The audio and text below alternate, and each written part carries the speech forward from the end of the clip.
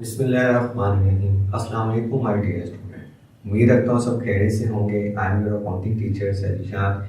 तो बेटा हमने स्टार्ट किया हुआ है चैप्टर नंबर 4 जर्नल आइकॉन पार्ट 1 बेटा स्वेलर की बुक से। हमने इसके बेटा अभी तक 3 क्वेश्चन अटैम्प्ट कर लिए हैं और कुछ प्रैक्टिस क्वेश्चन भी हमने पिछली वीडियोस में कर लिए हैं। तो आज का जो हमारा क्वेश्चन है बेटा क्वेश्चन नंबर 3 है और क्वेश्चन नंबर 5 है स्वेलर की बुक में से। तो बेटा हम कुछ सवाल जो सेम सेम होंगे उनको स्किप करेंगे और जो कुछ इंपॉर्टेंट क्वेश्चन होंगे वो मैं बेटा आपको यहाँ पे करवाता रहूँगा। तो बेटा स्टार्ट करते हैं।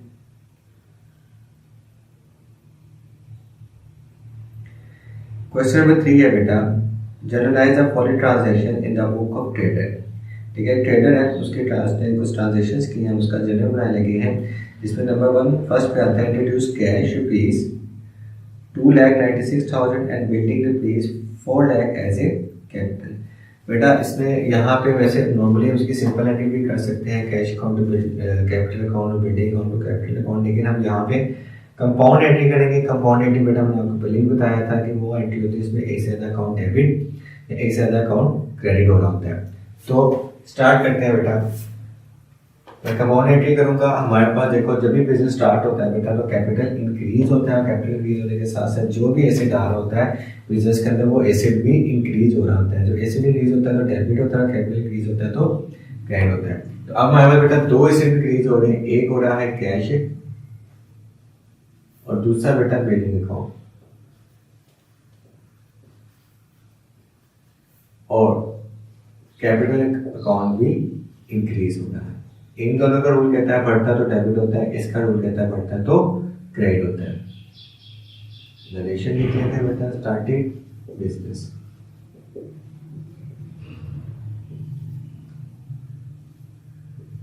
तो अगर कंपाउंड एंट्री की बेटा किसने समझ नहीं आती किसी को बेटा समझना है तो पिछली वीडियो में हमारे जरूर देखे जाके, ताकि उसका कंपाउंड एंट्री का कॉन्सेप्ट भी क्लियर हो जाए।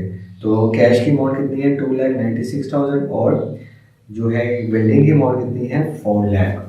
तो कैश जो है 2,96,000 से बेटा क्या हो गया डेबिट हो गया, बिल्डिंग 4 लाख से डेबिट हो गया, टोटल कितना हो गया 6,96,000। तो इतना सरमाया लगा के जो ट्रेडर है बेटा उसने अपना बिजनेस स्टार्ट किया है। नेक्स्ट ट्रांजेक्शन बेटा क्या कहती है purchase goods on account from Noor and B limited rupees 9,000। आप बेटा देखो ऑन अकाउंट का वर्ड आ गया। ऑन अकाउंट या ऑन क्रेडिट का मतलब ये होता है कि बेटा हम चीजें उधार पे ले रहे हैं। तो साथ पार्टी का नाम ही मेंशन है और हमने क्या परचेज किया, हमने गुड्स परचेज किया यानी कि परचेजेस हुई हैं उधार पे हुई हैं। तो बेटा परचेजेस जब भी बढ़ती हैं तो वो डेबिट होती हैं। तो परचेजेस अकाउंट बेटा डेबिट हो गया और नूर मिल्स आपके क्रेडिटर बन गए। वो क्या हो गए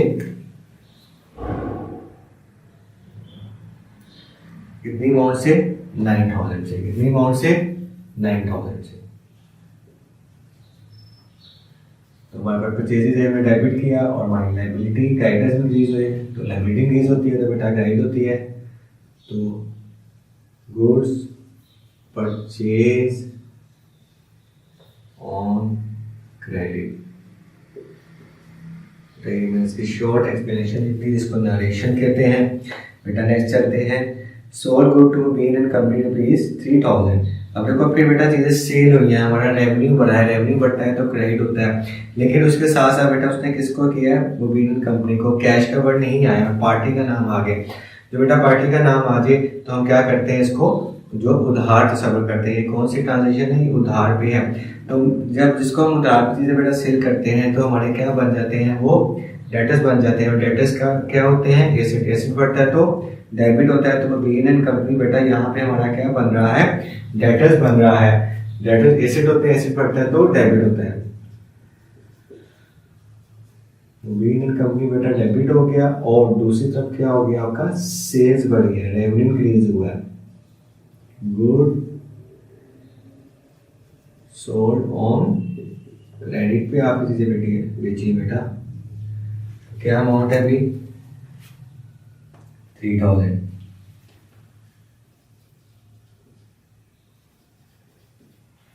अच्छा जी, उसके बाद हमारे पास सेकंड लास्ट एंट्री है बेटा goods return by Mubeen and company 4 rupees 250 goods return की गई हैं किसकी तरफ से, भाई यानी किसकी जानिब से बेटा की गई हैं, मुबीन एंड कंपनी। तो आपने देखा मुबीन एंड कंपनी कौन था बेटा, जिसको हमने उधार पे चीजें बेची हुई थी। तो इसका मतलब बेची हुई चीजें वापस आई हैं, सेल्स हुई हुई चीजें वापस आई हैं। तो सेल्स हुई हुई चीजें बेटा वापस आती हैं तो वो क्या कहलाती हैं, सेल रिटर्न।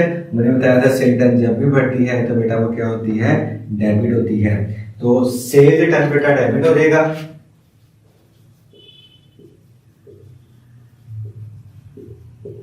ठीक है, और मुबीन एंड कंपनी बेटा आपके डेटर्स थे ना, तो अब उसने आपको कुछ चीजें वापस कर दी। कितने पैसों की वापस की है बेटा, 250 रुपए की वापस की, यानी कि 3000 आपसे लेना था, उसने 250 की चीजें आपकी वापस कर दी, यानी कि आपकी अमाउंट जो है वो कम होगी, आपके एसेट्स कम हो गए। एसेट्स कम होते हैं तो बेटा वो क्रेडिट होती है।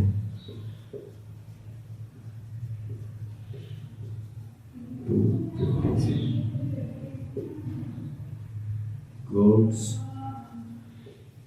Return bye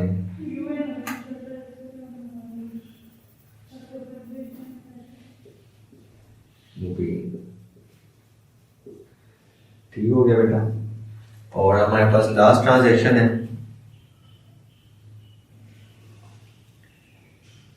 paid insurance premium. बेटा इंश्योरेंस में आपको बताया था हमारा क्या होता है, एक्सपेंस होता है। कंपनी ने अपनी किसी चीज़ों की या अपने बिजनेस की इंश्योरेंस करवाई होती है तो उसको मंथली उसकी प्रीमियम पे करनी पड़ती है, जो भी पैकेज उन्होंने लिया होता है। तो इंश्योरेंस आपका एक्सपेंस होता है, एक्सपेंस बढ़ता है तो डेबिट होता है। तो एक्सपेंस को बेटा हमेशा किस पे पे करते हैं हम, कैश में। Insurance account to cash account. बेटा अमाउंट कितनी है, 660 पेड इंश्योरेंस।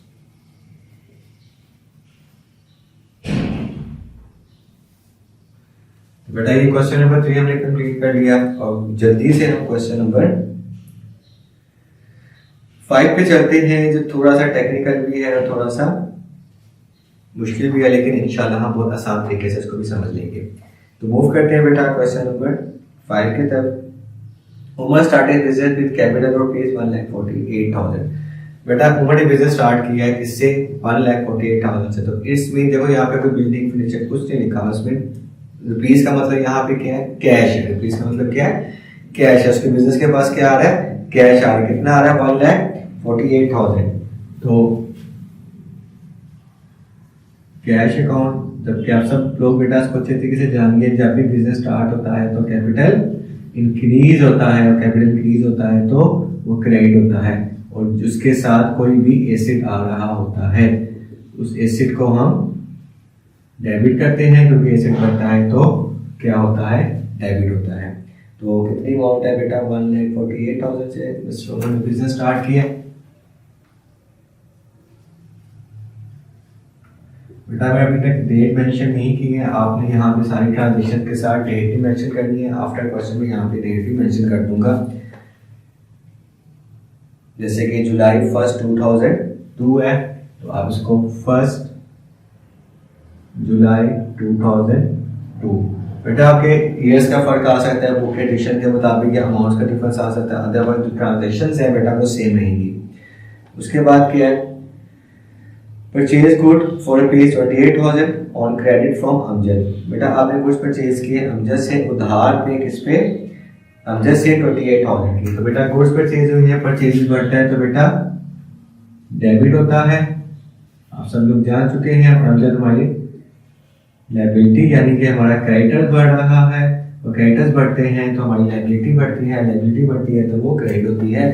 कितनी अमाउंट से, 28,000 से। बेटा देखा जाए मैं वही चीजें बार बार रिपीट कर रहा हूँ जो हमने rule of debit and credit में सीखी थी, उसके इम्प्लीमेंटेशन में सीखी थी।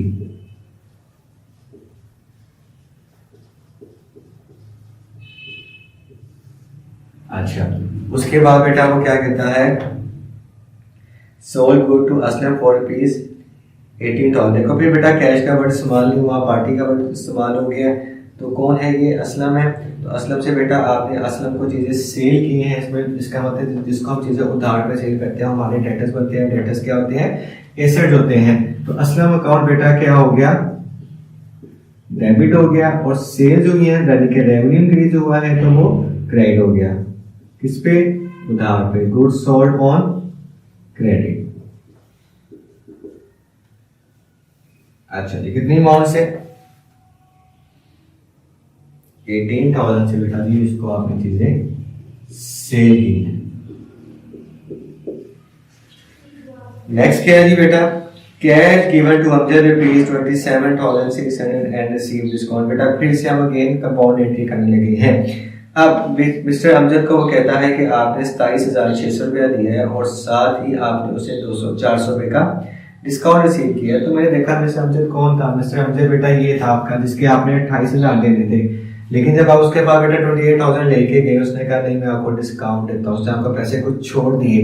तो आपने ऑन एक्यूज को कितना पे किया उसने आपको यहाँ मेंशन कर दिया है 27,600।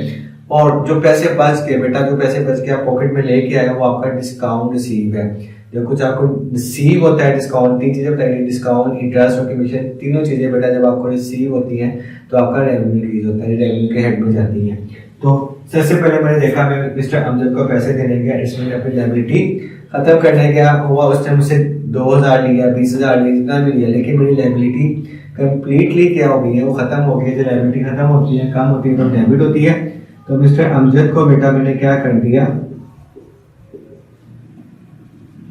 28,000 से मैंने डेबिट कर दिया। जो लायबिलिटी बढ़ी हुई थी, क्रेडिट मैंने कम की तो उसको डेबिट कर दिया। और बेटा मैंने उसको कैश कितना दिया है? कैश तो मेरे पास एसेट कितना गया, मेरी पॉकेट से बेटा कैश कितना चला गया? 27,600। बेटा मेरी जो एसेट्स थे वो कितने से कम हुए हैं? कैश में एसेट, एसेट कम होता है तो क्रेडिट होता है, कितने से? 27,600 से। आप बेटा डेबिट और क्रेडिट इक्वल नहीं है, इसका मतलब डिस्काउंट रिसीव हुआ है। डिस्काउंट रिसीव क्या होता है बेटा? रेवेन्यू होता है, रेवेन्यू बढ़ता है तो क्रेडिट होता है। तो डिस्काउंट रिसीव को भी बेटा मैं क्रेडिट कर दूंगा, कितने से? 400 से। आपको मेंशन कर दिया है कि आपको डिस्काउंट रिसीव हुआ है। ठीक हो गया। तो बेटा हमने कंपाउंड एंट्री की है कि दो से ज्यादा अकाउंट देखो यहाँ पे क्रेडिट हो रहे हैं। तो cash given and discount receive. ठीक हो गया।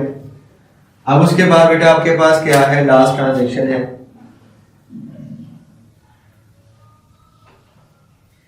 लास्ट ट्रांजेक्शन में वो क्या कहता है? Receive cash from Aslam rupees 17,600 in full settlement of account.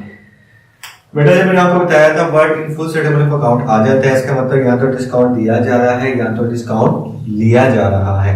तो अब देखते हैं, हमने जो अब बात होगी कैश रिसीव की, इसका मैं और चलो एक हिंट बता देता हूँ। जो कैश रिसीव हो रहा हो और वर्ड इन फुल सेटलमेंट लिखा हो तो उसका मतलब आप डिस्काउंट अलाउ कर रहे हो। जो कैश गिवन लिखा हुआ है और वर्ड साथ इन फुल सेटलमेंट ऑफ अकाउंट लिखा हुआ है, इसका मतलब डिस्काउंट रिसीव हो रहा है। तो इसको लॉजिकली भी समझते, देखो आपको कैश रिसीव हुआ है असलम से कितना? 17,600। अब मैं देखता हूँ असलम के साथ मेरी क्या ट्रांजेक्शन हुई थी। बेटा ये असलम के साथ मेरी ट्रांजेक्शन हुई थी 18,000 की, तो उससे मैंने 18,000 लेने थे, जबकि वो यहाँ पे मुझे इन्फॉर्मेशन दे रहा है कि मैं उससे कितना कैश रिसीव कर रहा हूँ? 17,600। अब 17,600 मेरे पास कैश आ रहा है, जबकि आना कितना था बेटा? 18,000। जबकि कितना आना था? 18,000। तो 400 मुझे कम रिसीव हो रहा है। इसका मतलब मैंने 400 का उसको डिस्काउंट दे दिया, उसको मैंने पैसे छोड़ दिए। ऐसे मेरे पास पैसे लेके आया कितने? 18,000। मैंने 17,600 रख लिया, बाकी 400 उसको दे दिया, लेकिन मैंने डिस्काउंट क्या कर दिया? अलाउ कर दिया। और मैंने बताया डिस्काउंट पेड या डिस्काउंट अलाउ क्या होता है? हमारा एक्सपेंस होता है, एक्सपेंस बढ़ता है तो डेबिट होता है। उसी तरीके से बेटा असलम जो है, असलम मेरा डेटर्स था, एसेट्स था, वो मेरे पास 18,000 लेके आया, तो मैंने अपने डेटर्स को खत्म कर दिया। चाहे मैंने उसे 17,000 लिया, चाहे मैंने उसे 18,000 लिया, मैंने अपने डेटर्स को क्या कर दिया? खत्म कर दिया। एसेट्स खत्म हो गए कितने से? अब असलम मेरे डेटर्स थे, खत्म हो गए कितने से? 18,000 से। एसेट कम हो गए तो खत्म हो गया। अब मेरे पास बेटा इंफॉर्मेशन के मुताबिक कैश कितना है? इंफॉर्मेशन के मुताबिक बेटा मेरे पास कैश अकाउंट जो आया है वो आया 17,600। हम बेटा इसको कंफर्म भी कर लेते हैं। हाँ जी, 17,600 मेरे पास आपका कैश आया है। और इसका मतलब जो डिफरेंस आ रहा है वो कितने का आ रहा है? 400 का। तो वो क्या है? Discount allow. कितने से बेटा? 400 से। तो बेटा ये हमारी लास्ट ट्रांजेक्शन भी कंप्लीट होगी। इसका कॉम्बिनेशन लिख लेते हैं, cash receive and discount allow.